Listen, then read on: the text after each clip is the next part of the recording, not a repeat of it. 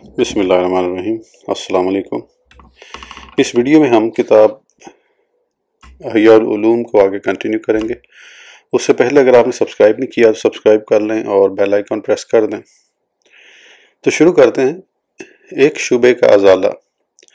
اگر تم کہو کہ علم طب اور فقہ کو سواری اور کھانے پینے کے سامان کی تیاری سے کیوں تشبیہ دی ہے، تو تمہیں جان لینا چاہیے کہ اللہ تعالیٰ کا قرب حاصل کرنے کی کوشش کرنے والی چیز دل ہے، بدن نہیں، اور دل سے میری مراد وہ گوشت نہیں جو محسوس ہوتا ہے، بلکہ وہ اللہ تعالیٰ کے رازوں میں سے ایک راز ہے جو حواس میں نہیں آ سکتا۔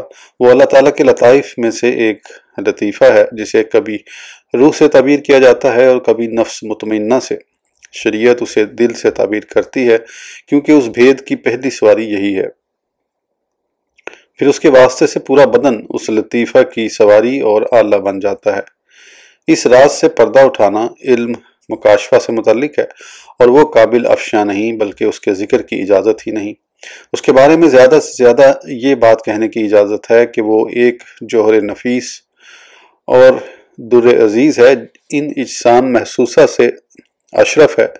وہ ایک امر خداوندی ہے، جیسے اللہ تعالیٰ نے ارشاد فرمایا، وَيَسْأَلُونَكَ عَنِ الرُّوحِ قُلِ الرُّوحُ مِنْ أَمْرِ رَبِّي۔ ترجمہ، اور وہ آپ سے روح کے بارے میں سوال کرتے ہیں، آپ فرما دیجئے روح میرے رب کے حکم سے ہے۔ تمام مخلوق اللہ تعالیٰ کی طرف منسوب ہے، لیکن اس کی نسبت تمام اعضائے بدن کی نسبت سے اشرف و اعلیٰ ہے۔ اس اللہ تعالیٰ کے لیے پیدا کرنا اور حکم دینا ہے امر پیدا کرنے سے اعلیٰ ہے، اور یہ جوہر نفسہ جو اللہ تعالیٰ کی امانت کو اٹھانے والا ہے، اور یوں وہ اس رتبے میں تمام آسمانوں، زمینوں اور پہاڑوں سے مقدم ہے، کیونکہ ان سب نے اس امانت کو اٹھانے سے انکار کر دیا تھا۔ وہ جوہر نفسہ عالم امر سے ہے، اس سے یہ نہ سمجھا جائے کہ اسے قدیم قرار دیا جا رہا ہے، کیونکہ ارواح کو قدیم قرار دینے والا مغرور اور جاہل ہے، اور اسے معلوم نہیں کہ وہ کیا کہہ رہا ہے۔ بس اب ہم اس فن سے بیان کو روکتے ہیں کیونکہ وہ ہماری بحث سے خارج ہے۔ مقصود یہ ہے کہ یہی لطیفہ قرب خداوندی کے لیے کوشش کرتا ہے، کیونکہ وہ امر خداوندی سے ہے، وہ اسی کی طرف سے آتا ہے اور ادھر ہی لوٹ کر جاتا ہے۔ جہاں تک بدن کا تعلق ہے تو وہ اس کی سواری ہے جس پر وہ سوار ہوتا ہے اور اس کے واسطے سے چلتا ہے۔ اللہ تعالیٰ کے راستے میں اس لطیفہ کے لیے بدن کی حیثیت راہ حج میں اونٹنی کی طرح ہے، یا وہ مشکیزہ جس میں پانی بھرا ہوتا ہے اور بدن کو اس کی ضرورت ہوتی ہے۔ عرض یہ کہ جس علم کا مقصد بدن کی اصلاح ہو وہ سواری کی مصلحتوں میں داخل ہے، اور یہ بات پوشیدہ نہیں کہ طب کا بھی یہی حال ہے۔ کیونکہ انسان کو بعض اوقات بدنی صحت کی حفاظت کے لیے اس کی ضرورت ہوتی ہے۔ اگر بالفرض صرف ایک انسان ہوتا تو اسے بھی اس کی ضرورت ہوتی۔ فقہ طب سے اس اعتبار سے جدا ہے کہ اگر کوئی انسان تنہا ہی ہوتا تو ممکن ہے اسے فقہ کی ضرورت نہ پڑتی، لیکن اسے اس انداز پر پیدا کیا گیا ہے کہ وہ اکیلا اپنی زندگی نہیں گزار سکتا، کیونکہ ایک شخص تنہا کھیتی باڑی اور روٹی پکانے کے ذریعے اپنا کھانا حاصل نہیں کر سکتا، نہ وہ لباس اور رہائش کے سلسلے میں اکیلا کوشش کر سکتا ہے، اور نہ تمام آلات تیار کر سکتا ہے۔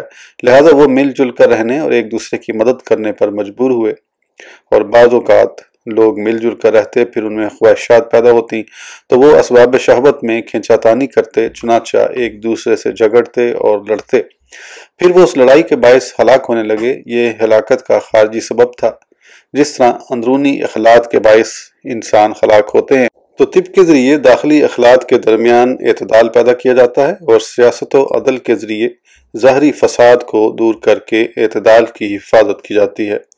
لہذا اندرونی اخلاط کے اعتدال کے طریقے کا علم طب ہے، اور معاملات و افعال میں لوگوں کے معاملات کو اعتدال کے راستے پر رکھنے کا علم فقہ کہلاتا ہے، اور یہ دونوں اس بدن کی حفاظت کرتے ہیں جو سواری ہے۔ لہذا جو شخص علم فقہ اور علم طب کے لیے مختص ہو جاتا ہے اور وہ مجاہدے کے ذریعے اپنے نفس کی اصلاح نہیں کرتا تو وہ اس شخص کی طرح ہے جو صرف اونٹنی خریدتا ہے، اس کے لیے گھاس خریدتا ہے لیکن مشکیزہ خرید کر اسے تیار کرتا ہے، لیکن حج کے راستے پر نہیں چلتا۔ لہذا وہ شخص جو اپنی تمام زندگی ان دقیق کلمات میں گزار دیتا ہے جو فقہ کے مجادلوں میں جاری ہوتے ہیں، تو وہ اس شخص کی طرح ہے جو اپنی زندگی ان اسباب میں گزار دیتا ہے جن کے ذریعے اس مشکیزے کو سینے کے لیے دھاگے کو مضبوط کیا جاتا جو مشکیزہ حج کے لیے تیار کیا جاتا ہے۔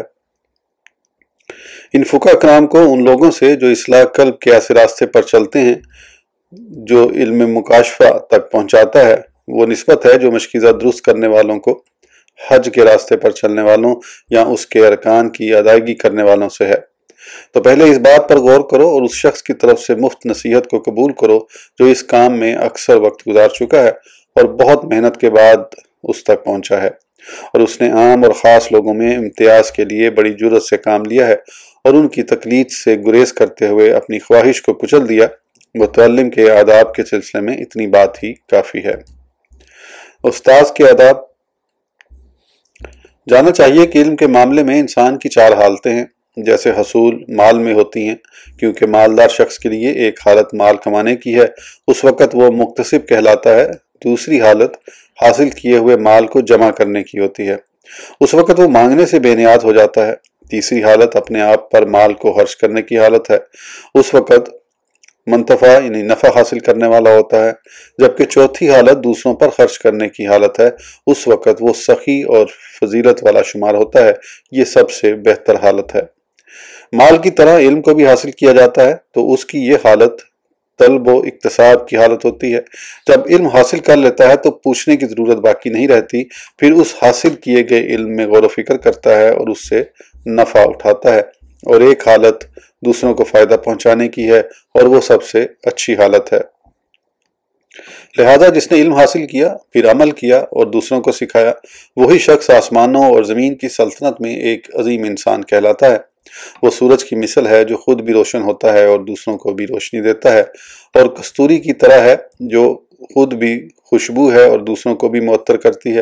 اور وہ شخص جو علم حاصل کرتا ہے لیکن عمل نہیں کرتا، وہ اس رجسٹر یا کتاب کی طرح ہے جو دوسروں کو فائدہ پہنچاتا ہے لیکن خود علم سے خالی ہے، یا اس سان کی طرح ہے جو دوسرے اوزاروں کو تیز کرتا ہے لیکن خود نہیں کاٹتا، اور وہ اس سوئی کی طرح ہے جو دوسروں کے لیے لباس تیار کرتی ہے لیکن خود ننگی رہتی ہے، یا چراغ کی بتی ہے جو دوسروں کو روشن کرتی ہے اور خود جلتی ہے۔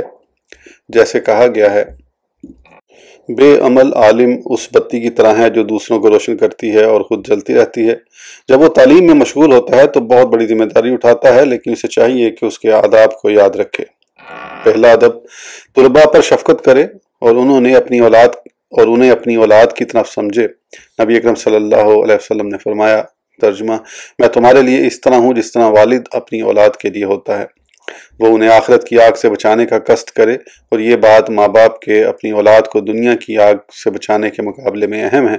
اسی لیے استاذ کا حق ماں باپ کے حق سے بڑا ہے، کیونکہ باپ موجودہ وجود اور فانی زندگی کا سبب ہے اور استاد باقی رہنے والی زندگی کا ذریعہ ہے، اور اگر استاد نہ ہوتا تو جو کچھ باپ سے حاصل کیا تھا وہ دائمی ملاقات کی طرف لے جاتا۔ استاد ہی ہے جو آخرت کی دائمی زندگی کا فائدہ پہنچاتا ہے، اور اس سے مراد وہ استاد ہے جو علوم آخرت سکھاتا ہے یا دنیاوی علم۔ آخرت کی نیت سے سکھاتا ہے، دنیا کے ارادے سے نہیں۔ دنیاوی مقاصد کے لیے سکھانا ہلاک ہونا اور ہلاک کرنا ہے۔ ہم اس سے اللہ تعالیٰ کی پناہ چاہتے ہیں۔ تو جس طرح ایک شخص کے بیٹوں کا فرض ہے کہ وہ ایک دوسرے سے محبت کریں اور مقاصد کے حصول میں ایک دوسرے سے تعاون کریں، اسی طرح ایک استاذ کے شاگردوں کا بھی فرض ہے کہ وہ ایک دوسرے سے محبت اور دوستی کا ثبوت دیں، اور ایسا اسی صورت میں ہو سکتا ہے جب ان کا مقصد آخرت ہو، اور اگر ان کا مقصد دنیا ہو تو ایک دوسرے سے حسد اور بغض پیدا ہوگا، کیونکہ علماء اور آخرت چاہنے والے لوگ اللہ تعالیٰ کی طرف سفر کرتے ہیں اور دنیا سے گزر کر اس کی طرف جانے والے ہیں۔ زندگی کے سال اور مہینے راستے کی منازل ہیں، اور جو مسافر شہروں کی طرف جاتے ہیں ان کے درمیان باہمی رفاقت ایک دوسرے سے محبت اور دوستی کرنے کا سبب بنتی ہے۔ تو جو سفر فردوس اعلیٰ کی طرف ہو، اس کے راستے میں رفیق کے ساتھ محبت کیسے نہیں ہوگی، جبکہ سعادت اخروی میں تنگی نہیں ہے۔ یہی وجہ ہے کہ آخرت سے تعلق رکھنے والوں کے درمیان جھگڑا نہیں ہوتا، بخلاف دنیا کی سعادت کے، کیونکہ اس میں گنجائش نہیں ہوتی، اسی لیے وہ ہجوم کی تنگی سے نہیں بچ سکتے۔ اور جو لوگ علوم کے ذریعے ریاست طلب کرتے ہیں وہ اللہ تعالیٰ کے اس قول کا مصداق نہیں ہو سکتے۔ ارشاد خداوندی ہے، انما المؤمنون اخوۃ، بے شک مومن ایک دوسرے کے بھائی ہیں۔ وہ اس آیت کے مضمون میں داخل ہیں۔ ترجمہ، آج کے دوست اس دن ایک دوسرے کے دشمن ہوں گے سوائے پرہیزگار لوگوں کے۔ دوسرا ادب، استاد کو چاہیے کہ وہ صاحب شریعت صلی اللہ علیہ وسلم کی اقتدار کرے علم کا فائدہ پہنچانے پر اجرت طلب نہ کرے اور نہ اس کے ذریعے کسی جزا اور شکریہ کا قصد کرے، بلکہ صرف اللہ تعالیٰ کی رضا اور اس کا قرب حاصل کرنے کی نیت سے پڑھائے۔ اپنی طرف سے ان طلباء پر کوئی احسان خیال نہ کرے، اگرچہ ان پر لازم ہے کہ وہ استاد کے احسان مند ہوں، اور یوں تصور کرے کہ مجھے ان کی وجہ سے فضیلت حاصل ہوئی، کیونکہ انہوں نے اپنے دلوں کو تیار کیا کہ ان میں علوم کا بیج بو کر اللہ تعالیٰ کے قریب کیا جائے۔ یہ ایسے ہی جیسے کوئی شخص تمہیں اپنی زمین بطور ادھار دیتا ہے کہ تم اس میں اپنے لیے کھیتی باڑی کرو، تو تمہارا نفع زمین والے کے نفع سے زیادہ ہوگا۔ لہذا شاگرد پر احسان رکھنے کا کیا مطلب؟ حالانکہ علم سکھانے کی وجہ سے اللہ تعالیٰ کے ہاں تمہارا ثواب متعلم کے ثواب سے زیادہ ہے۔ اگر شاگرد نہ ہوتا تو تمہیں یہ ثواب نہ ملتا، لہذا تم صرف اللہ تعالیٰ سے اجر مانگو، جیسے ارشاد باری تعالیٰ ہے۔ ترجمہ: اور اے میری قوم، میں اس تبلیغ پر تم سے مال نہیں مانگتا، میرا اجر تو اللہ تعالیٰ کے پاس ہے۔ کیونکہ مال اور جو کچھ دنیا میں ہے وہ بدن کا خادم ہے، بدن نفس کی سواری ہے۔ مخدوم علم ہے، کیونکہ اسی کی وجہ سے نفس کو شرف حاصل ہوا۔ پس جو شخص علم کے ذریعے مال طلب کرتا ہے وہ اس آدمی کی طرح ہے جو اپنی جوتی کے نچلے حصے کو اپنے چہرے سے پونچھ کر صاف کرتا ہے۔ اس نے خادم کو مخدوم اور مخدوم کو خادم بنا دیا، اور یہ کامل درجے کی تبدیلی ہے۔ اور اس جیسا آدمی قیامت کے دن مجرموں کے ساتھ اپنے رب کے سامنے سر جھکائے کھڑا ہوگا۔